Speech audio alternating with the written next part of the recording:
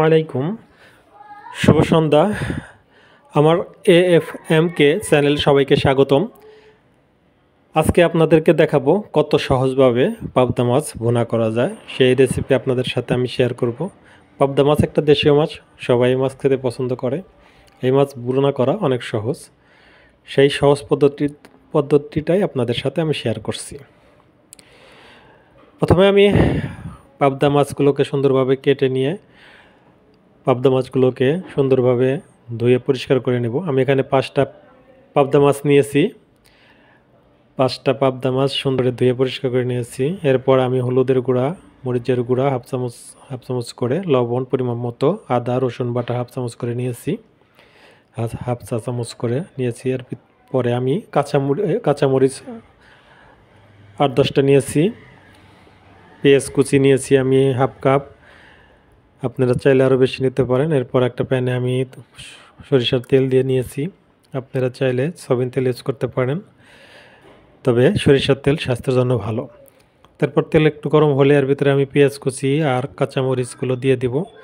এগুলো একটু হালকা করে ভেজে নিব।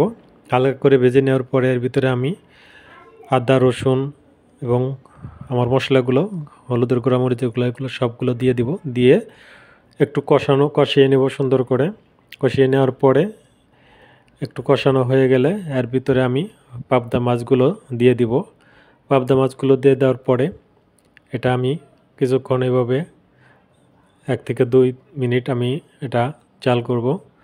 জাল দেওয়ার পরে মাছগুলোকে যখন এক পাশ একটু হয়ে যাবে, তারপরে ধীরে ধীরে মাছগুলোকে উল্টে দিব, কারণ এগুলো খুব নরম মাছ। সতর্কতার সহিত না করলে মাছগুলো ভেঙে যাওয়ার সম্ভাবনা আছে। তাই এক পাশ উল্টে দেওয়ার পরে আবার আরেক পাশ কষিয়ে নিব।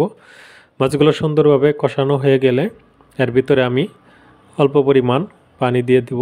পানি অ্যাড করার পরে এটা আবার কিছুক্ষণ জাল দিব। যতক্ষণ পর্যন্ত পানি না শুকিয়ে যায় ততক্ষণ পর্যন্ত জাল দিব। তারপরে দেখেন কত সুন্দর মাছ বোনা হয়ে গেছে, অনেক সুন্দর। আমার রেসিপিটা ভালো লাগলে অবশ্যই আমার চ্যানেলটাকে সাবস্ক্রাইব করবেন এবং কমেন্ট করে জানাবেন কেমন হয়েছে। আমার ভিডিওটা ভালো লাগলে লাইক কমেন্ট করবেন, আর বেশি বেশি আমার চ্যানেলেরই পেতে আমার চ্যানেলটাকে সাবস্ক্রাইব করবেন। সবাই ভালো থাকবেন। আসসালামু আলাইকুম।